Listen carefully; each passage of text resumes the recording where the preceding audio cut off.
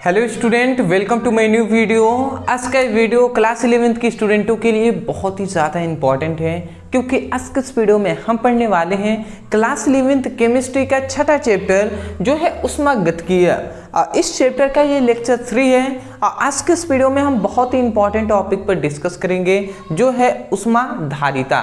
तो ऊष्माधारिता क्या होता है इसको हम जानने वाले हैं। फिर से हम जानेंगे कि विशिष्ट ऊष्माधारिता क्या होता है, इसको भी डिटेल तरीके से एक्सप्लेन करेंगे। फिर से हम नेक्स्ट अपना जानेंगे कि मोलर ऊष्माधारिता क्या होता है। और इस टॉपिक पर भी हम डिटेल में एक्सप्लेन करने वाले हैं। मैं यही कहूँगा, यदि आप रट कर नहीं समझ कर याद करना चाहते हैं तो वीडियो को अंत तक बने रहें, आसानी तरीके से समझ में आएंगे। तो चलिए जी हम समझते हैं। चलिए यहाँ पे देख लीजिए, थोड़ा सा यहाँ पे टाइपिंग में मिस्टेक हो गया है, चैप्टर 6 होना चाहिए था, ठीक है ना। चलिए कोई नहीं, समझ रहे हैं ना आप। चलिए अब देखते हैं हम ऊष्माधारिता किसे कहते हैं। तो ऊष्माधारिता बहुत ही सिंपल है। मतलब यहाँ पे कहा गया कि किसी संपूर्ण निकाय का ताप एक डिग्री सेल्सियस या 1 केल्विन 1 डिग्री सेल्सियस या 1 केल्विन ताप बढ़ाने के लिए जितनी ऊष्मा की आवश्यकता होती है उसे हम ऊष्माधारिता कहते हैं। बात आपको समझ में आ गया होगा कि क्या हम कह रहे हैं। नहीं समझ में आया तो समझ जाइए। देखिए सपोज डेट ये एक बर्तन है, ठीक है जी, हमने मान लिया ये एक बर्तन है, ठीक है। अब थोड़ा सा समझने का भी प्रयास आपको करना है जी, ठीक। यहाँ पे हमें समझने वाली बात यह है कि ये एक बर्तन है जिसमें हमने यहाँ पे पिस्टन लगा दिया है। क्या हुआ भैया, ये सब क्या हो जा रहा है, जिसमें हमने एक पिस्टन लगा दिया है। अब बात को समझिएगा। अब इसमें हमने निकाय को भर दिया है, निकाय इसमें अंदर है। निकाय का बहुत सारे स्टूडेंट है जो नहीं समझ पा रहे होंगे कि निकाय सर मतलब निकाय क्या है। निकाय का मतलब इस बर्तन में जो भी हमने कुछ भरा हुआ है वो निकाय ही है, ठीक है ना। अब निकाय पर डिटेल में आप एक्सप्लेन हमने लेक्चर 1 में किया है, तो आप उसको देख सकते हैं। बट निकाय का मतलब जैसे हमने इसमें जल भर दिया, तो जल अगर इसमें है तो ये जल क्या हो जाएगा, ये जो जल है वो निकाय हो जाएगा, ठीक है ना। ये जो जल है वो निकाय हो जाएगा। बात आपको समझ में आ गया। तो यहाँ पे कह रहा है कि संपूर्ण निकाय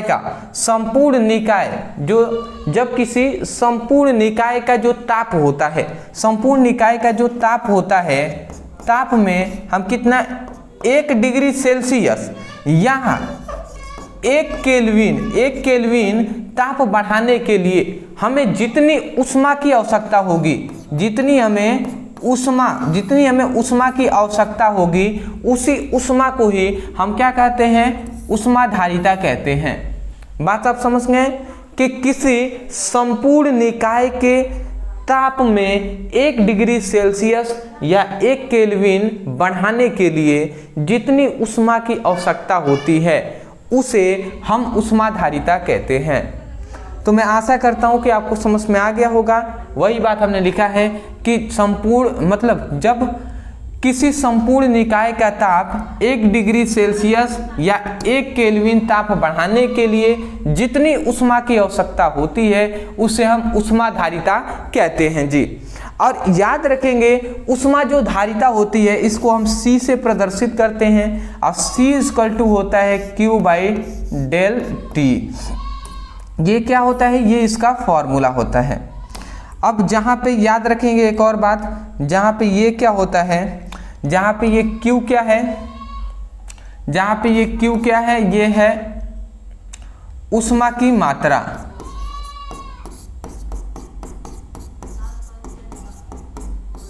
और ये T क्या है, ये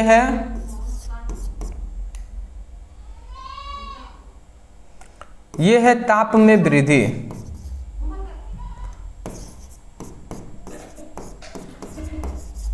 ठीक है ना। तो देखिए यहाँ पे सिंपल सी हम यहीं से परिभाषा किए हैं। अगर आप समझें, ये C क्या है, ऊष्माधारिता। यहाँ पे जो ताप में वृद्धि है जो ΔT है, अगर आप थोड़ा सा समझने का प्रयास करें तो समझिएगा, ये जो ΔT है इसी को ना हम 1 मान ली है, 1 डिग्री सेल्सियस बढ़ाए हैं या 1 केल्विन हमने बढ़ाया है। तो यदि इसका मान 1 हो जाएगा तो उस समय पे जो C होगा वो Q के बराबर हो जाएगा। C होगा वो Q के बराबर होगा कि नहीं होगा? बिल्कुल होगा। तो वही बात हम कह रहे हैं, ये Q क्या है? Q है ऊष्मा की मात्रा। ये Q क्या है भैया? ये है ऊष्मा की मात्रा। ऊष्मा की मात्रा, बात आप समझ रहे हैं। ये C क्या है? ये ही C है ऊष्माधारिता। ये T क्या है? ताप में वृद्धि। तो यही तो हम कह रहे हैं ना कि जब किसी संपूर्ण मतलब किसी संपूर्ण निकाय का ताप 1 डिग्री सेल्सियस या 1 केल्विन बढ़ाने के लिए जितनी ऊष्मा की आवश्यकता होती है उसे हम ऊष्माधारिता कहते हैं। तो रियल में हमने यहाँ से ही परिभाषा, इस फॉर्मूले से ही परिभाषा ये दिया हुआ है। मैं आशा करता हूँ आपको समझ में आ गया होगा। सिंपल सा, या तो आप यहाँ से समझिए या आप फिगर से समझिए कि किसी संपूर्ण निकाय का ताप 1 डिग्री सेल्सियस या 1 केल्विन बढ़ाने के लिए जितनी ऊष्मा की आवश्यकता होती है उसे हम ऊष्माधारिता कहते हैं। सबसे पहली बात, परिभाषा लिखने के बाद आप फॉर्मूला लिखकर ये साइड में एक फिगर बना लेंगे। ठीक है, स्क्रीनशॉट ले लीजिए, आगे बढ़ेंगे। चलिए जी, अब हमारा दूसरा टॉपिक आता है जो है विशिष्ट ऊष्माधारिता। अब विशिष्ट ऊष्माधारिता क्या होता है इसको भी हम समझ लेते हैं।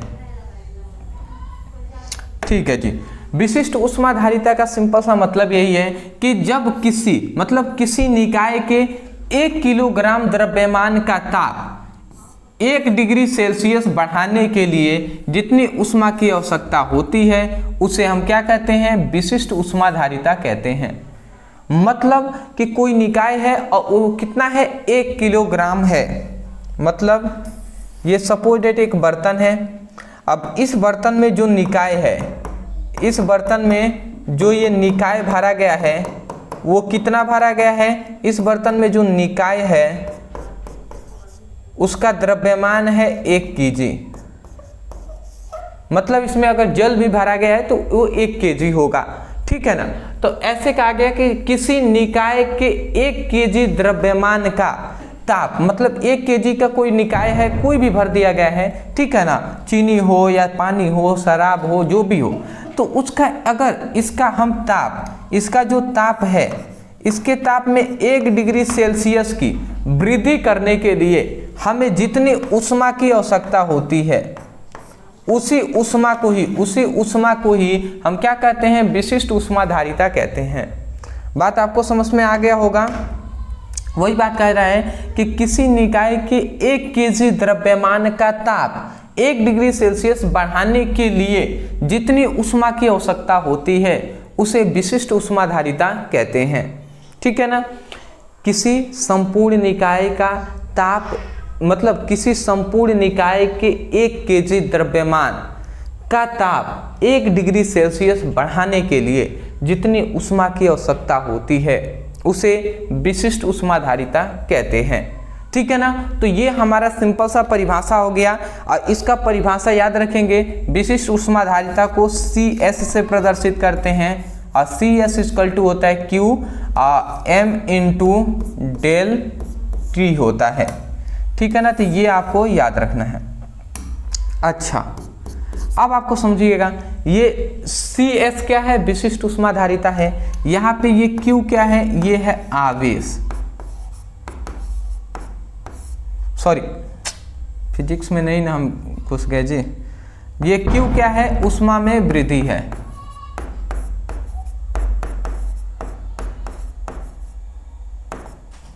ऊष्मा में वृद्धि नहीं, ऊष्मा की मात्रा है।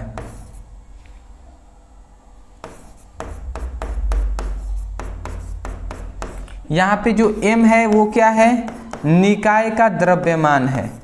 और ये T क्या है? ये T है ताप में वृद्धि। तो यहाँ पे सिंपल सी बात ये है, अगर हम यहाँ से ही परिभाषा करें तो देखिए जो M द्रव्यमान है उसका मान हमने 1 किलोग्राम ले लिया है, मतलब 1 ले लिया है, और जो ताप है उसका भी मान हमने 1 ले लिया है। जब इन दोनों का मान 1 होगा तो नीचे में 1 का कोई मतलब होता नहीं है, तो जो CS होगा वो Q के बराबर होगा। तो वही बात कहा गया कि 1 किलो द्रव्यमान और 1 किलो आयतन, मतलब 1 किलो द्रव्यमान व मतलब 1 केजी द्रव्यमान का निकाय में एक डिग्री सेल्सियस बढ़ाने के लिए, 1 डिग्री सेल्सियस ताप बढ़ाने के लिए जितना उष्मा की मात्रा की आवश्यकता होती है उसे ही हम क्या कहते हैं, विशिष्ट उष्माधारिता कहते हैं। ठीक है ना, सिंपल सी वही बात है, फॉर्मूला लिख दिया, इधर हमने साइड में बना दिया है। अगर इसको मैं थोड़ा सा एक्सप्लेन करूं तो यहाँ पे हमने m का मान 1 kg ले लिया है, और जो ये डेल टी है वो डेल टी मतलब ताप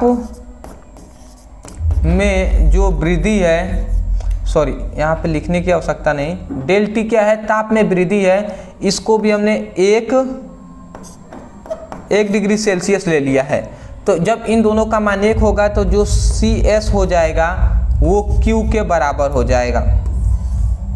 तो वही बात हम यहाँ से कह रहे हैं कि किसी संपूर्ण निकाय का मतलब किसी निकाय के 1 केजी द्रव्यमान का ताप 1 डिग्री सेल्सियस बढ़ाने के लिए जितनी उष्मा की मात्रा की आवश्यकता होती है उसे हम विशिष्ट उष्माधारिता कहते हैं।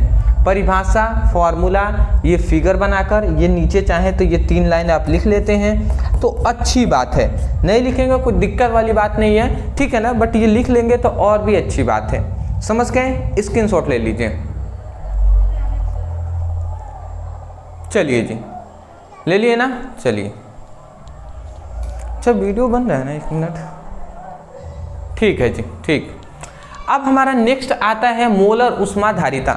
मैं बार बार थोड़ा सा चेक कर लेता हूँ कि वीडियो बन तो रहा है ना, क्योंकि बीच में कभी कभी कट जाता है वीडियो और मुझे पता भी नहीं चलता।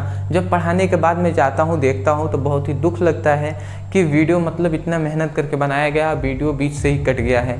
तो इसीलिए मैं चेक कर लेता हूँ, चेक करने में क्या जाता है।